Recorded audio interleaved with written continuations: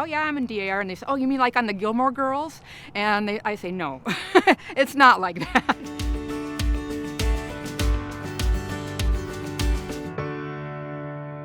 On Gilmore Girls, the Daughters of the American Revolution is portrayed as an exclusive, high society club, complete with teas, parties, and at times, elitist attitudes. While entertaining for TV, the depiction of the DAR as an organization only for East Coast socialites couldn't be further from reality. The mission of DAR is all built on the pillars of historic preservation, education, and patriotism. With nearly 200,000 members spread across the country, DAR members like Janelle Braithwaite volunteer millions of service hours each year. Even right here in the Northwest, thousands of miles from the battles of the American Revolution. There is something for everybody, no matter what your interests are. If you like genealogy, DAR is for you. If you like patriotism and you like to serve veterans, DAR is for you. If you like to work with school children and promote education and literacy, DAR is for you. It has something for everyone. It's not an exaggeration. However, there is an important requirement to join. They have to prove their lineage clear back to a patriot. Okay, so maybe it's just a little exclusive. This is where the work really starts. You can spend a lot of time on this because this is going back through every generation back to your patriot, which for me, that's 8 generations back. Yeah, this would be my dad, and this would be my patriot. So this can be a long process to get all the data, but we've got great people to help you. So then once it goes off to national and they bless you, then that's your primary patriot, they call it. You might be surprised to learn there is enough direct lineage to the Revolutionary War here in our region to support 4 local DAR chapters, as well as a separate organization for the men. I am a member of the Sons of American Revolution, have been for 20 years. Stan Wills is also the curator of the Spokane Flag Museum.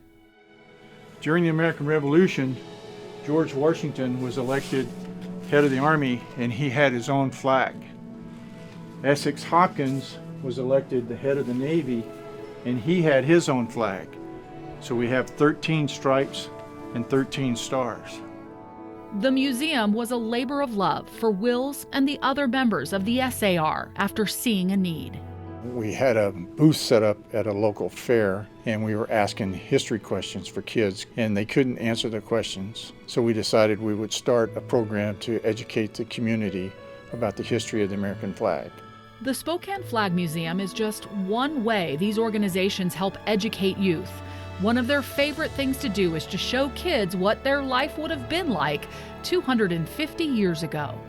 Kids are fascinated with the toys that they would have played with, the toothbrush, how they made combs, how they made bowls. They want to know the living history of our country. So that's our goal, is to teach them about what it was like to be a kid in 1776.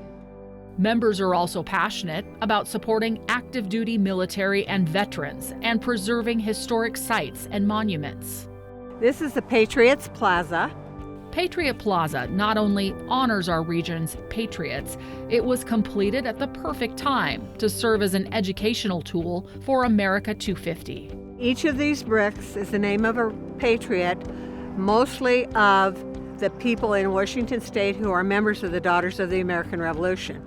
We did get some extra funding, so there's like Andrew Jackson, George Washington, and the ones that we know who are historically important. The others are all family members of ours. These folks do a lot for their local communities, and as you've probably noticed, they do it in style. I get a lot of comments, oh, I love your dress, stuff like that. And these girls at Gonzaga were going, I love your dress, oh my God. And they're running up to me and they just loved it. Hi, my name's Joanne Hay. I am a member of the Hutton Chapter of the DAR. This is my collection of reenactment clothing from the 18th century, primarily 1775 to about 1790. What women would have worn during the colonial period in the 13 original colonies. We'll start at the skin. The only thing that was worn next to the skin, other than maybe stockings, was the shift. And this is called a stay, not a corset. There is a difference. Corsets came along much later. It's amazing how much gets tied under your clothes you never see. But these would go here, but back in that time, they didn't have purses. They had pockets. And these pockets would be tied around underneath. Before you put all your petticoats and stuff on, you would put this pocket, tie it around your waist. You could put your money and stuff, or Kleenex or tissues or whatever you need. But you can see the opening on the side. That's where you would go for your pocket. It would be through this, and then you'd reach in for your stuff, your money and things. It's all done very complicated for a very simple purpose, but it works. It's definitely a learning curve when you start doing this. But it's more than playing dress up. Getting noticed is the point. It actually attracts attention. That's the truth.